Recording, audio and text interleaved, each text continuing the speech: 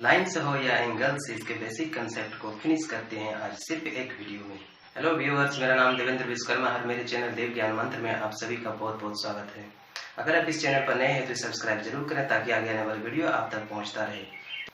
आज का टॉपिक है lines and angles, basic introduction. तो चैप्टर का नाम है लाइन्स एंड एंगल्स, यानी इस चैप्टर में सिर्फ लाइन और एंगल से रिलेटेड चीज़ को हम लोग पढ़ेंगे और समझेंगे। तो सबसे पहले लाइंस को समझते हैं, फिर उसके बाद एंगल्स को समझते हैं। तो चलिए सबसे पहले लाइन को समझते हैं कि लाइन क्या होती है। डेफिनेशन इसका होता है कि a line segment when extended indefinitely in both the direction. तो लाइन, पहले लाइन सेगमेंट बनाते हैं, एक पॉइंट दूसरा पॉइंट, एक पॉइंट से दूसरे पॉइंट को मिला देते हैं। सपोज इसका नाम ए और इसका नाम बी। मान लीजिए कि इसका मेजर 2 सेंटीमीटर अगर है तो इसे हम ए बी, इसको हम लोग लाइन सेगमेंट कहेंगे। और इसी डायरेक्शन में इधर और डिस्टेंस तक अगर इस लाइन को बढ़ा दें, इधर भी एक और डिस्टेंस तक अगर बढ़ा दें, इसका कोई लिमिट नहीं है बढ़ाने का इधर, और इसका भी कोई लिमिट नहीं है इधर बढ़ाने का। तो जब लाइन सेगमेंट को हम लोग दोनों साइड बढ़ा सकते हैं तो उसको हम लोग कहते हैं लाइन। तो अभी इसका नाम ए बी लाइन सेगमेंट था, अब जब बढ़ा दिए इसको तो इसको ही हम लोग कहेंगे लाइन। तो line has no end point. इसको हम लोग थोड़ा समझते हैं कि लाइन का कोई एंड पॉइंट नहीं होता, उसको हम लोग कितनों भी मेजरमेंट तक हम लोग इसको बढ़ा सकते हैं। It has no definite length, और इसका कोई डेफिनिट लेंथ भी नहीं होता है। 2 सेंटीमीटर बढ़ाना है तो इधर बढ़ा सकते हैं, 1 सेंटीमीटर बढ़ाना है तो इधर बढ़ा सकते हैं। सेम है, इसी प्रकार से इधर भी 2 सेंटीमीटर बढ़ाना है तो बढ़ा सकते हैं, 1 सेंटीमीटर बढ़ाना, जितना मन करे इधर भी बढ़ा सकते हैं आप और इधर भी बढ़ा सकते हैं। तो इस प्रकार एक लाइन सेगमेंट को जब हम लोग दोनों साइड बढ़ा सकते हैं इनडेफिनेटली, तो उसे ही हम लोग लाइन कहते हैं। अब एंगल समझने की कोशिश करते हैं।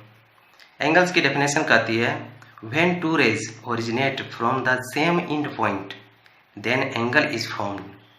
यानी 2 रेज अगर एक ही पॉइंट से जनरेट हुई है, एक ही पॉइंट से ओरिजिनेट हुई है, तो उसे ही हम एंगल कहेंगे। यहाँ पर एक पॉइंट है ए, यानी इस ए पॉइंट से ए बी एक रे गई है और इसी पॉइंट ए से एक ए सी रे गई है। ये दोनों रेज यानी ए बी और ए सी एक ही पॉइंट ए से जनरेट हुई है। इस प्रकार से ये एंगल बन गई बी ए सी। ये तो हो गई एंगल की बात, इसे ही हम लोग एंगल कहते हैं। अब इसके टाइप्स को हम लोग समझते हैं कि टाइप्स ऑफ एंगल, यानी एंगल कितने प्रकार के होते हैं। तो एंगल 6 टाइप्स के होते हैं। पहला है एक्यूट एंगल, दूसरा है राइट एंगल, तीसरा है ऑब्ट्यूज एंगल, चौथा है स्ट्रेट एंगल, उसके बाद है रिफ्लेक्स एंगल, उसके बाद है कंप्लीट एंगल। इसको और बेहतर तरीका से समझने के लिए हम लोग एक प्रोटेक्टर का इस्तेमाल करते हैं और प्रोटेक्टर पर हम लोग समझने का चेष्टा करते हैं। जैसा कि आप देख सकते हैं इस प्रोटेक्टर में 0 से लेकर के मार्क की हुई है 180 डिग्री तक। सबसे पहले समझते हैं एक्यूट एंगल कि एक्यूट एंगल किसे कहते हैं, और हम लोग प्रोटेक्टर पर एक्यूट एंगल को कहाँ से कहाँ तक को हम लोग कहते हैं एक्यूट एंगल। तो 0 डिग्री से लेकर के 89 डिग्री तक का जितने भी एंगल इसके बीच में आ रहे हैं वो सभी एक्यूट एंगल के नाम से जाने जाते हैं। ठीक है। अब ये 90 डिग्री का ही दूसरा नाम है राइट एंगल, यानी राइट एंगल को हम लोग 90 डिग्री कहते हैं। अब 91 डिग्री से लेकर के और 180 डिग्री तक के बीच में जितने भी एंगल हैं, सपोज वो 100 डिग्री हो, 130 डिग्री हो, 150 डिग्री हो, जो कुछ भी हो, 91 डिग्री से लेकर के 180 डिग्री तक के जितने भी एंगल है उसे हम ऑब्ट्यूज एंगल कहते हैं। अब आती है बारी स्ट्रेट एंगल की। तो स्ट्रेट एंगल की वैल्यू टोटल होती है 180 डिग्री, यानी ये जो लाइन दिख रही है ये पूरी एक स्ट्रेट लाइन है और इसका वैल्यू 180 डिग्री होती है, यानी सिंपल एक लाइन को ही हम लोग स्ट्रेट एंगल कहते हैं। अब आती है रिफ्लेक्स एंगल किसे कहते हैं। तो रिफ्लेक्स एंगल 181 डिग्री से लेकर के और 360 के अंदर, इसके बीच में यहाँ पर जितने भी एंगल आएंगे, सपोज 185 डिग्री, 200 डिग्री, जो कुछ भी एंगल, यानी 180 डिग्री, 181 डिग्री से लेकर के 359 डिग्री के बीच में जितने भी एंगल आते हैं वो सभी रिफ्लेक्स एंगल के नाम से जाने जाते हैं। अब आती है कंप्लीट एंगल। कंप्लीट एंगल किसे कहते हैं? तो कंप्लीट एंगल का मीन्स होता है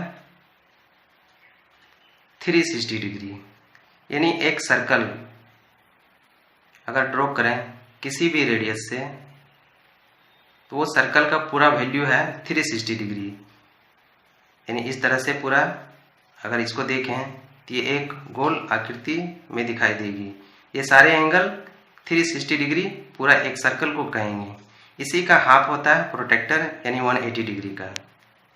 अब आते हैं एंगल बाइसेक्टर, यानी एंगल बाइसेक्टर किसे कहते हैं। तो इसके लिए एक एंगल मैंने ड्रॉ करके रखा है, एंगल BAC। अब A पॉइंट से एक रे मैंने बराबर भागों में AD ड्रॉ कर दिया। मान लीजिए कि एंगल BAC का वैल्यू है 60 डिग्री, तो इस BAC 60 डिग्री एंगल को हम लोग इसको दो बराबर भागों में बांट दिया। तो ये हो गई 30 डिग्री और ये हो गई 30 डिग्री। तो जब भी कोई एंगल जिसका वैल्यू कंप्लीट हो, मान लीजिए कि 60 डिग्री ये है, इसको दो बराबर भागों में बांट देते हैं, तो जिस लाइन या जिस रे के थ्रू से वो एंगल दो बराबर भागों में बटी है, उसी रे को हम लोग एंगल बाइसेक्टर कहते हैं। तो यहाँ पर एंगल बाइसेक्टर क्या हो गई? AD हो गई। अब आती है कॉम्प्लीमेंट्री एंगल। इसकी डेफिनेशन कहती है कि if the sum of measures of two angles is 90 degree, यदि दो एंगल को जोड़ने से अगर 90 डिग्री आती है तो उसे ही हम कॉम्प्लीमेंट्री एंगल कहते हैं। ये तो बहुत ही सिंपल है। वो दो एंगल कोई भी हो सकता है, 30 degree plus 60 degree equal to 90 degree, 40 degree plus 50 degree equal to 90 degree. तो इस प्रकार से दो एंगल को ऐड करने से अगर 90 डिग्री होती है तो उसे ही हम लोग कॉम्प्लीमेंट्री एंगल कहते हैं। उसके बाद आती है supplementary angle. If the sum of measure of two angle is 180 degree, उसी प्रकार से जिस प्रकार से हम लोग समझे कि कॉम्प्लीमेंट्री एंगल में दो एंगल को ऐड करने से अगर 90 डिग्री होती है तो उसे हम लोग कॉम्प्लीमेंट्री एंगल कहते हैं। सप्लीमेंट्री एंगल का भी लगभग सेम ही है कि दो एंगल को ऐड करने से अगर वो 180 डिग्री होती है तो उसे हम सप्लीमेंट्री एंगल कहते हैं। ये दोनों बहुत ही आसान है। अब आती है एडजेसेंट एंगल, कि एडजेसेंट एंगल किसे कहते हैं। तो two angles are called adjacent angle if they have the same vertex, they have same common arms, their non-common arms are on either side of the common arm। तो adjacent angle को समझने के लिए मैंने एक फिगर ड्रॉ करके रखी है। BOA एक एंगल बनाई है और OC एक रेज है। जैसा कि डेफिनेशन कर रहा है कि two angles are called adjacent angle if they have the same vertex. तो वर्टेक्स किसको कहते हैं? तो वर्टेक्स हो गई O, यानी रे OB और रे OA कहाँ पर मिलती है? ये O पर मिलती है। यानी इसका और इसका दोनों का ओरिजिन पॉइंट हो गई O, ये हो गई इसका वर्टेक्स, यानी वर्टेक्स ये ही दोनों रे का O कहलाई। तो ये दोनों ही एंगल का सेम वर्टेक्स है। यहाँ पर दो एंगल हो गई है, OC बाइसेक्टर है। तो एंगल एक यहाँ हो गई BOC और एक एंगल हो गई COA। तो दोनों ये एंगल को अगर देखें, एंगल BOC और एंगल COA, तो दोनों का वर्टेक्स O ही है, क्योंकि O पर से ही ये दोनों एंगल अवस्थित है और खड़ी है। अब ये तो होगी कि दे have the same vertex, same common arm. अब ये दोनों एंगल यानी कि एंगल BOC और एंगल COA, ये दोनों ही एंगल का कॉमन आर्म कौन सा है? तो कॉमन आर्म है OC, यानी OC ही रेज ऐसा है जो इस दोनों एंगल को दो भागों में किया हुआ है। तो यह हो गई सेम कॉमन आर्म, यानी OC BOA का कॉमन आर्म होगी। इस एंगल के लिए भी यही आर्म है और इस एंगल के लिए भी यही आर्म है।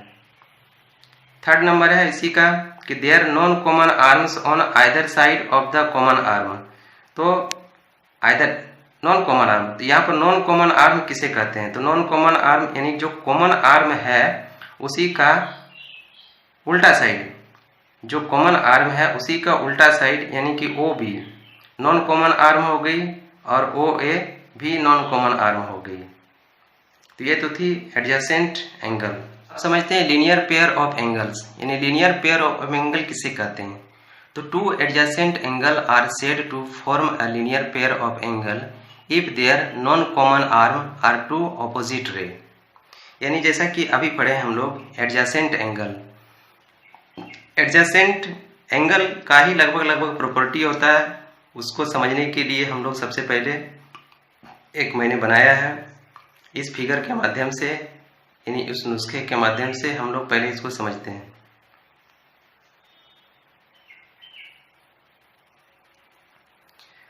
अभी देख सकते हैं कि ये एंगल और ये एक और एंगल, ये दो एंगल इसके अंदर में है, एंगल ये और ये हो गई कॉमन आर्म और ये हो गई non common arm.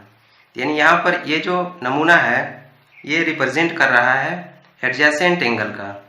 Adjacent angle में एक कॉमन आर्म होती है, दो नॉन कॉमन आर्म होती है। अब इसी को अगर हम फैला करके दोनों साइड इसको इस प्रकार से अगर कर दें तो ये जो नॉन कॉमन आर्म थी, ये दोनों जो नॉन कॉमन आर्म थी इसको मैंने इधर का सीधा कर दिया, तभी ये दोनों नॉन कॉमन आर्म मिलकर के एक स्ट्रेट लाइन हो गई।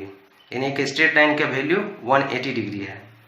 अब यहाँ पर एक एंगल ये वाली दिखाई दे रही है और एक एंगल ये वाली दिखाई दे रही है।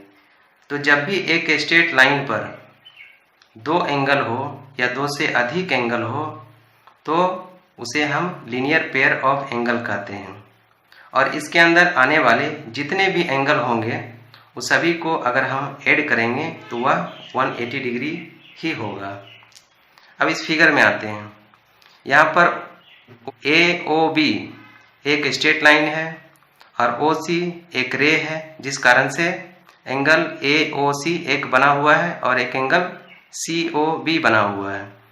यानी इस एंगल और इस एंगल जो भी वैल्यू होगा ये दोनों को अगर ऐड किया जाएगा तो वह 180 डिग्री होगा। तो इस प्रकार के फिगर यानी एक स्ट्रेट लाइन पर चाहे जितने भी एंगल हो, मान लीजिए कि एक एंगल हमने और बना दिया CD। अब इस लाइन पर कितने एंगल हो गए? 1 2 3 एंगल हो गई।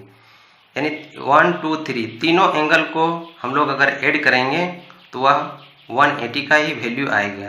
तो इस प्रकार के फिगर और इस प्रकार के प्रॉपर्टीज को ही हम लोग कहते हैं लीनियर पेयर ऑफ एंगल्स। अब समझते हैं कि वर्टिकली ऑपोजिट एंगल क्या होती है। तो जो दो स्ट्रेट लाइन एक दूसरे को इंटरसेक्ट करती है तो वहाँ पर 4 एंगल बन जाती है और चारों एंगल ऑपोजिट साइड से इक्वल होते हैं। तो जैसा कि आप देख रहे हैं कि एक लाइन है AB और एक लाइन है CD, ये दोनों इंटरसेक्ट हुई है बीच से। अब यहाँ पर का जो एंगल देख रहे हैं आप, सपोज कीजिए यहाँ पर O पर इंटरसेक्ट किया है, तो ये जो एंगल है AOC और एंगल DOB, यानी ठीक इसी का उल्टा, इसको कहते हैं हम लोग वर्टिकली ऑपोजिट एंगल।